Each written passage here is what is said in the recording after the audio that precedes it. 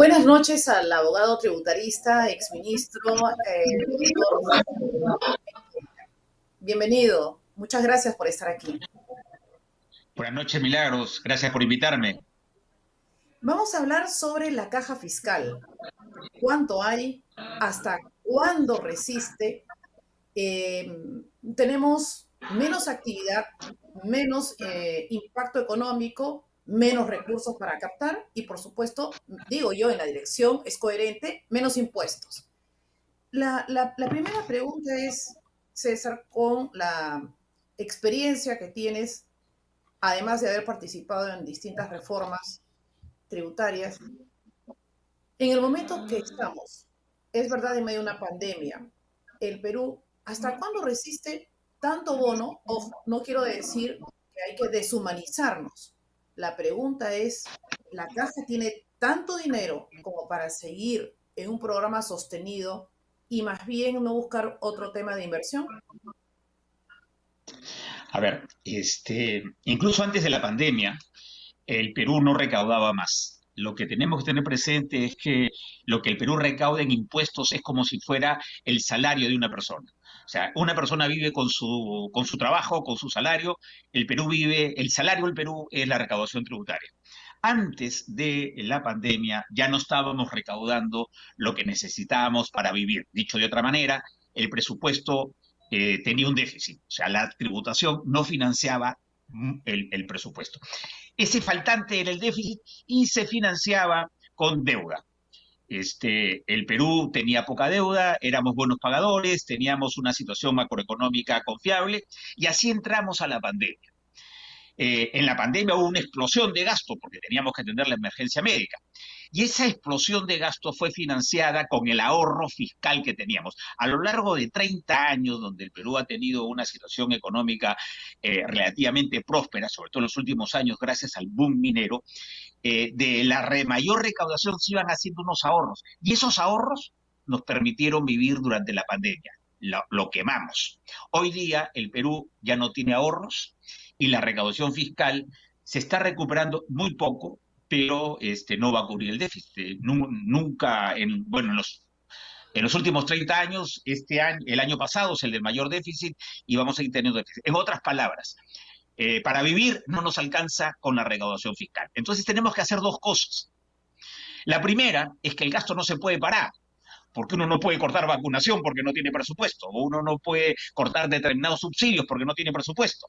Entonces el Perú va a tener que aumentar un poquito su deuda, pero no de una manera limitada. Entonces, paralelamente, vamos a tener que incrementar la recaudación. Pero, o dilema, justo en el momento en que las empresas recién se están recuperando por la recesión económica que ha habido. Entonces, el gobierno va a tener que jugar en este dilema. Por un lado, va a tener que administrar prudente y razonablemente el gasto porque no tenemos mucho dinero. Segundo, va a tener que tomar deuda para financiar ese déficit. Y tercero, va a tener que generar una reactivación económica porque solo la riqueza de la empresa privada es la que finalmente paga impuestos. Si no generamos una inversión privada, no va a haber riqueza, no va a haber ganancia y no va a haber tributos. En ese dilema y en esas oscilaciones, el gobierno va a tener que trabajar muy inteligentemente. ¿Quiénes son los PRICO, los principales contribuyentes? Bueno, la administración tributaria lo que ha organizado a los contribuyentes en función del de el volumen de impuestos que paga. No es lo mismo que una pequeña empresa deje de pagar impuestos a que una gran empresa deje de pagar impuestos porque el volumen de impuestos que paga una gran empresa es vital para la compañía, para el Estado. Por lo tanto, a las grandes empresas se les junta en esta categoría de principales contribuyentes. Los mejores funcionarios están destinados a fiscalizar a estas grandes compañías precisamente para que la recaudación no caiga. Ahí viene el Y, nombre de PRICOS, principales claro, contribuyentes. ¿y quiénes son los principales contribuyentes? ¿Las grandes empresas o la suma de las Sí, medianas? no, no, no, no, las grandes empresas. El incorporarse a este padrón de uno tiene los PRICOS, que son los principales contribuyentes, tiene los MEPECOS, que son los medianos contribuyentes, y así hay una serie de nomenclaturas, de siglas utilizadas dentro de la especialización tributaria. Los principales contribuyentes son las grandes empresas, los contribuyentes individuales que más aportan a la recaudación fiscal, y ahí están las grandes empresas. Correcto. Honestamente, una empresa lo que hace es vende. Hoy día, circunstancialmente, hablé con una persona que el servicio es esto de los antivirus al sistema. Y me decía lo siguiente, yo pregunté también, ¿no? Siempre voy preguntando, ¿y cómo va el tema? Y me decía, las grandes empresas han, digamos, han tenido un impacto negativo en la parte económica, correcto. Pero el Estado inclusive a veces no siempre quiere, quiere pagar, no es puede, no quiere. Muy bien. Pero el razonamiento es este. Si bien es cierto que el Estado o las grandes empresas pueden desembolsar grandes sumas, ojo, eso lo pagan a 60 días y si pueden a 180, lo ponen a 180. Pero el líquido se lo dan las pequeñas empresas, los hogares, etcétera. Por eso decía, el líquido, el efectivo, el día a día, ¿quién se lo da? Y me imagino que también, para luego seguir con otra inquietud más adelante, es la SUNAT se esmera por exprimir a quien tiene liquidez en pequeñas y medianas empresas. Y no necesariamente las grandes cumplen con el cronograma de pago de impuestos. ¿O es un error? A ver, les voy a contar mi experiencia. Mi experiencia es totalmente distinta. El presupuesto lo financian las grandes empresas. Yo entiendo que una pequeña empresa, una mediana empresa, sienta que la carga tributaria es agobiante, y eso podemos conversar después. Pero una gran empresa es la que más aporta al financiamiento del presupuesto. Y a una gran empresa no le conviene diferir el pago de impuestos. Esto, por favor, que lo tengan claro, porque o sea, si uno deja de pagar oportunamente un impuesto, tiene una tasa de interés moratorio que es 2, 3, 4, 5 y hasta 6 veces la tasa de interés que una empresa puede obtener en un banco. Hoy día, una gran empresa puede obtener intereses a 1 punto porcentual, a 2 puntos porcentuales. La tasa de interés por deuda tributaria no pagada oportunamente es 15% anual. Entonces, a una gran empresa financieramente le conviene pagar impuestos, porque si no los paga, el costo financiero es mayor. Es absurdo que una gran empresa se financie con deuda tributaria porque resulta carísima. Es más fácil endeudarse con el sistema bancario. ¿Y Entonces, cómo por es? ahí no es, perdona. Sí, ¿cómo es entonces que hay empresas, LAN, Telefónica, que tienen deuda que se le llama impaga? Hay una relación grande, ¿verdad? Que se ha hecho de conocimiento público. Y recientemente un empresario ha indicado que ha pagado lo que debía de impuesto a la SUNAT. A ver, cuando sale a publicidad la lista de deuda tributaria, no es una deuda tributaria exigible, porque hay que saber otra cosa. La administración tributaria, una vez que el litigio tributario, o sea, una vez que la discusión sobre la deuda tributaria ha sido resuelta por el Tribunal Fiscal, tiene que cobrarla inmediatamente. Y para eso tiene facultades, por ejemplo, de embargo de cuentas bancarias. A ninguna empresa grande le conviene, ni le es comercialmente posible que le embarguen todas sus cuentas bancarias porque ha dejado de pagar una deuda. Entonces, cuando se habla de la deuda en litigio, en primer lugar, no es una deuda que esté en cobranza, que puede ser cobrada, sino es una deuda que esté en discusión. No es cierto que la empresa deba esa plata.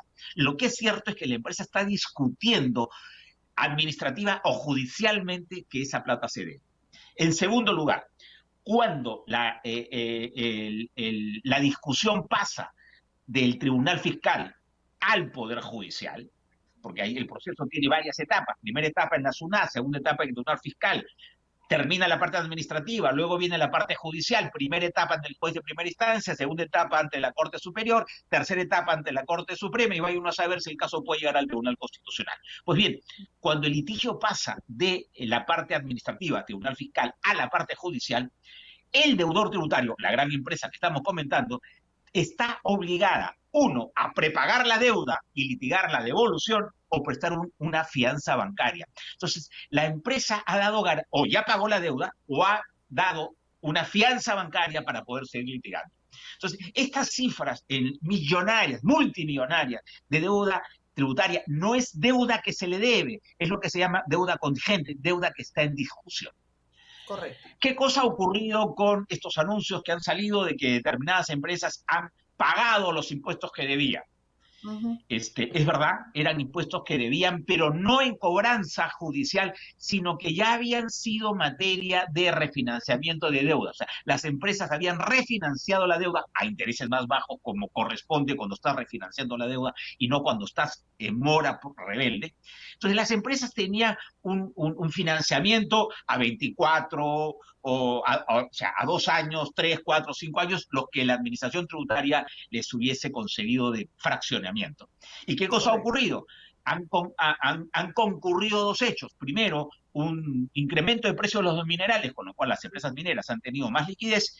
Y segundo, una disparada del dólar cuando la deuda estaba en moneda local. Entonces, como ellos venden minerales en dólares, han agarrado los dólares, los han convertido a soles y les resultaba financieramente más conveniente Conveniente. prepagar la deuda del fraccionamiento que seguir con esa deuda a más plazo. Al momento, ¿cuánto es nuestro déficit fiscal? Uf. A ver, mire, para que vean la magnitud, ¿ya? En el Perú más o menos recaudamos como 16 puntos del PBI. Tenemos un déficit estructural de 2%, el año pasado fue de 6 o 8%, imagínense ese tema. O sea que si uno recauda 16 y tiene un déficit de 6, quiere decir que la tercera parte del presupuesto estaba desfinanciado, pero el déficit estructural creo que debe andar en 2 puntos porcentuales, ¿no? Que es bastante dinero. Ahora, Y se va acumulando año ¿cómo? a año, ¿cierto? Hay una deuda que se va acumulando y se va financiando con deuda internacional. Pero claro, y todo tiene un límite, ¿no? Que no es precisamente Sí, el cielo. bueno, la capacidad de deuda, el Perú ha estado entre los países mejor calificados porque nuestra deuda llegaba a 30 puntos del PBI. Ahora debemos estar cerca del 40, que es el límite razonable de deuda para el Perú. Ojo, no hay un límite de deuda. Estados Unidos, por ejemplo, ojo, Estados Unidos tiene déficit acumulado de 3 veces su PBI. Pero claro, ¿quién no le presta a Estados Unidos? Estados Unidos tiene una fortaleza financiera, que es lo que pasa a las personas. Si una persona tiene fortaleza, puede endeudarse por 2, 3, 4, 5 veces su salario anual. Pero en el Perú, que somos un país que no tiene muchas fortalezas económicas, tenemos fortalezas de disciplina fiscal, pero no fortalezas económicas, lo que se estima conveniente es que deba el 40% de su renta anual, que es el PBI, ¿no? Y ya Correcto. estamos llegando. O sea, he escuchado al ministro de Economía decir que todavía tenemos un poco de aire, pero es eso, un poco de aire, no mucho más, por lo que el déficit fiscal va a tener que ser cubierto con mayor recaudación. Y los peruanos tenemos que saber que todos tenemos que pagar impuestos y más impuestos de aquí en adelante, combinando con facilidades fiscales para la recaudación económica, pero nos ha tocado pagar. O sea, salimos de una guerra, entre comillas, sanitaria, donde sí hemos Claro. gastado un montón. Entonces, los que sobrevivimos tenemos que contribuir. Eso tenemos que meternos aquí en la cabeza y aquí en el corazón. La recaudación tributaria va a tener que crecer con el esfuerzo de todos nosotros y del Eh, eh, gobierno, que tiene que cobrar al que no pagan impuestos, sin duda. es que teóricamente, César, teóricamente eso es correcto. Ocurre que en la realidad, lo cierto es que el Estado, los distintos gobiernos, no han sabido administrar los recursos y se ha colado con la corrupción una inmensa cantidad de dinero. La SUNAT ha sido el brazo político de los gobiernos. Si no, miremos aquella famosa lista donde se escurrieron un exministro, recordemos Vaca, recordemos el señor Montesinos, y sigue una lista de estos intocables que sacaron fortunas y nadie le preguntó ni el origen, como cualquiera de nosotros que nos está acompañando ahora, que uno va al banco y le pregunta por una mínima cosa de dónde sacó, siendo que sale de una cuenta, etcétera, y le preguntan de dónde, cómo, cuándo. Eso ha ocurrido también, hablemos con la esposa de un expresidente, o sea, es que también en la mente y en el corazón está, y yo lo comprendo perfectamente, el dinero que se cola en la corrupción, la SUNAT, brazo político, donde hay una lista donde sabemos perfectamente las cantidades de dinero que se ha jugado libre de impuesto. ¿O estoy mintiendo? No, no estás diciendo milagros. Yo entiendo perfectamente que sea la percepción, pero hay como tres comentarios. Quisiera empezar por uno, ¿no? Que la SUNAT es un brazo político. Yo soy un asesor privado, por lo tanto, la SUNAT es mi contraparte. Este, Regularmente estoy al otro lado de la SUNAT y tengo que reivindicar a mi contraparte, tengo que reivindicar a la administración tributaria. Yo creo que con excepción de la etapa de Montesinos, donde efectivamente ahí se utilizó a la administración tributaria de la manera en que Montesinos manejaba el país, no tengo que decir mucho, pero en los últimos 20 años, picos más, picos menos, la administración tributaria no ha estado infestada de corrupción. Yo quiero reivindicar a la mayor parte de los funcionarios, por no decir a Hablaba todos, de la ¿no? corrupción, perdón, Yo, hablaba de la corrupción del Estado, ¿no? Tanto dinero que se ha sí, está bien, colado en la ese es corrupción y la gente ese siente es el que pagar segundo tema, impuestos para que se vaya, ¿no? Iba en ese seguro, sentido, no hablaba de la corrupción seguro, de la... pero quiero reivindicar la administración tributaria. O sea, miren, hace poco hubo una amnistía tributaria, ¿no? Y las personas, para acogerse a la amnistía, regularizaron las fortunas que tenían en el exterior. No se ha filtrado un solo dato, ¿no? Yo he litigado contra la administración tributaria, creo que unos 10 casos sobre amnistía. En todos los casos he tenido al frente funcionarios inteligentes dispuestos a colaborar, ¿no? Entonces yo creo que Montesinos fue una etapa nefasta y a partir de ahí, probablemente con algunos balandrines que siempre hay, el consenso general de un consumidor de servicios de la administración tributaria, como somos los abogados tributarios del sector privado, creo que colectivamente tenemos que reivindicar a nuestros pares de la administración tributaria y realmente felicitarnos de la calidad que ellos tienen. Todo es mejorable, pero creo que hay que felicitarnos de eso. Al El segundo momento, tema, sí, perdón, al momento la SUNAT es una buena institución. mira, en el país, la administración tributaria, la administración pública en general, solamente tiene algunas islas, ¿no? Yo te diría que el Banco Central de Reserva es una isla, la Superintendencia de Bancos y Seguros, el Ministerio de Economía, son islas, yo diría que están ahí. La RENIEC, por ejemplo, es una buena isla también, ¿no? Hemos tenido unas elecciones y los registros han estado impecables. Hablo de los registros de los votantes. Yo colocaría la administración tributaria dentro de este segundo nivel, más que por la actitud, diremos, de ética, moral. Yo diría porque la administración tributaria, mejor dicho, los negocios avanzan muy rápido y la administración tributaria, los funcionarios de la administración tributaria no reciben la capacitación ni los incentivos suficientes para ir a la par del desarrollo de los negocios, ¿no? Los negocios se desarrollan muy rápidamente, hay negocios digitales, viene el tema del cambio climático, viene el tema eh, tributación internacional, y la administración tributaria como que está un poquitín lenta, ¿no?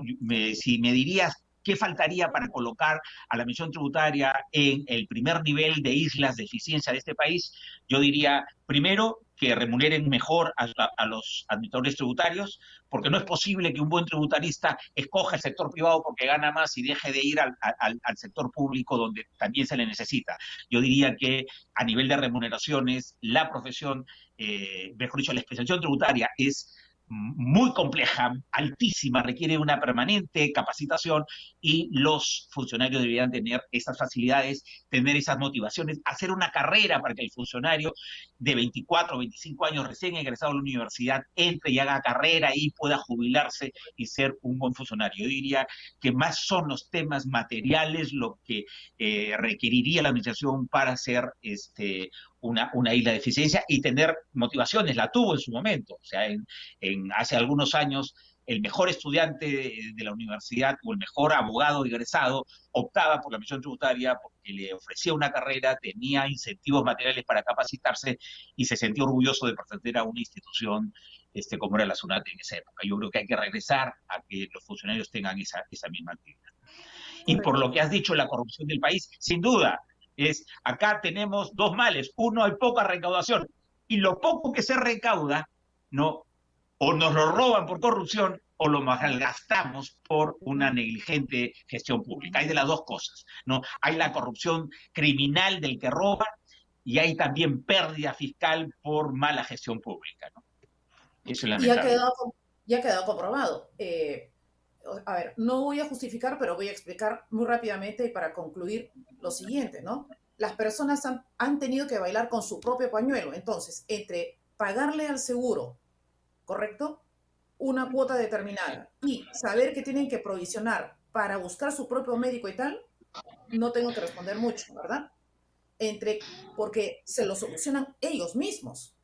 El Estado no va a solucionar en mucho.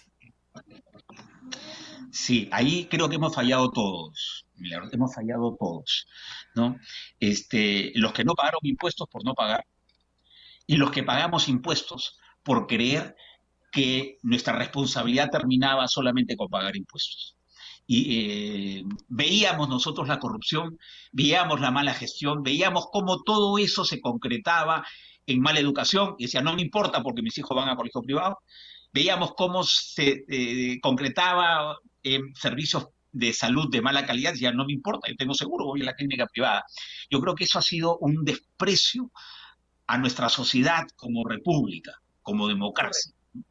Yo Muy creo que en bien. adelante tenemos que pagar impuestos, pero tenemos que también ser conscientes de una responsabilidad adicional y es exigir al Estado que utilice los recursos pocos y escasos, pero que los utilice eficientemente de una manera, porque de verdad lo que nos ha estallado en la epidemia es darnos cuenta de que no tenemos servicios de calidad. Esa es la manera de resolver las desigualdades que existen en cualquier país y en cualquier sociedad. Podemos ser desiguales, podemos tener distintas oportunidades, pero lo que no podemos tener es accesos diferentes a la salud y a la educación, a la justicia, a la seguridad, ¿no? Ese combo de servicios públicos tiene que ser servicios públicos de calidad. Todo el mundo tiene que tener agua, todo el mundo tiene que tener educación, todo el mundo tiene que tener derecho a la salud, todo el Muy mundo bien. tiene que tener un derecho a transporte digno. Yo creo que esa es la república que vamos a necesitar. No me importa el color político del gobierno, creo que ha llegado el momento, la epidemia nos ha estallado en la cara, nos ha hecho ver de que hemos abandonado la responsabilidad que tenemos como ciudadanos de exigirle al gobierno servicios públicos de calidad. Y así como le exigimos, tenemos que pagar impuestos para que eso sea posible. Muy bien. Conversaremos en otro momento porque ha quedado todavía mucho tema todavía para rebanar. Aguardaremos inclusive qué acontece en los próximos días, porque en relación a esa confianza o no que se le dé al actual gabinete, también se va a determinar seguramente el rumbo, digamos, de la política fiscal. ¿Alguna recomendación en 15 segundos? Que te sigan escuchando, Milagros, porque creo que haces una labor periodística importante, que es la que el periodismo tiene que hacer ahora, que es educar y liderar la reivindicación de los peruanos como ciudadanos. Así que éxitos en tu programa. Muchas gracias, muy amable. Hasta muy pronto. Hasta muy pronto, Milagros. Gracias también a ti. César Luna Victoria es un abogado tributarista, profesor catedrático en una universidad, pero además también ha desempeñado cargos públicos.